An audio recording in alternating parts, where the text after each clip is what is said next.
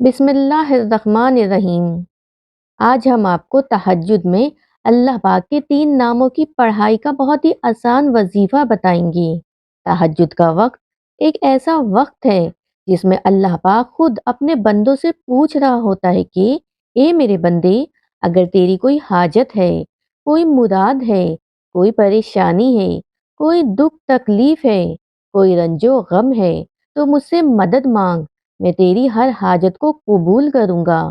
عام وقتوں میں تو ہم خود اللہ پاک سے مانگ رہے ہوتے ہیں کہ اے میرے اللہ، میرا یہ مسئلہ حل کر دے، لیکن تہجد میں اللہ پاک خود اپنے بندے سے پوچھ رہا ہوتا ہے۔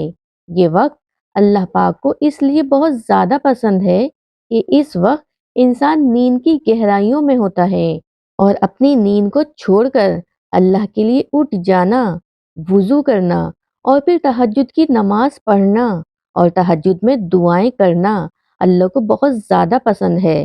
ناظرین، آج جو وظیفہ آپ کے سامنے پیش کیا جا رہا ہے وہ وظیفہ اللہ پاک کے 3 ناموں کا وظیفہ ہے۔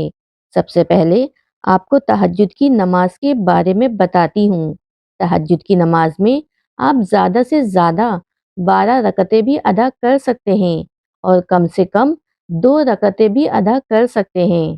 تہجد کی نماز 2 رکعتیں کر کے ادا کی جاتی ہیں اور ہر ایک رکعت میں سورہ فاتحہ کے بعد سورہ اخلاص پڑھا جائے تو بہت ہی اچھا ہے۔ اس کے بعد جب آپ نے تہجد کی 12 رکعتیں پوری مکمل پڑھ لیں تو پھر آپ نے اللہ پاک کے ان 3 ناموں کو پڑھنا ہے، اور وہ 3 نام یا اللہ، یا رحمان، یا رحیم ہیں۔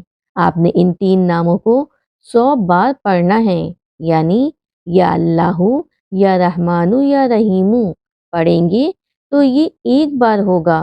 اسی طرح آپ نے 100 مرتبہ تینوں ناموں کی تسبیح پڑھ لینی ہے اور اول و آخر 11 11 مرتبہ درود ابراہیمی پڑھنا ہے۔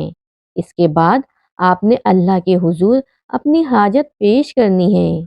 اس عمل کے کرنے سے آپ کی ہر جائز حاجت پوری ہوگی، رزق کا مسئلہ حل ہو جائے گا، گھر سے پریشانی دور ہو جائے گی اور رکے ہوئے کام بن جائیں گے۔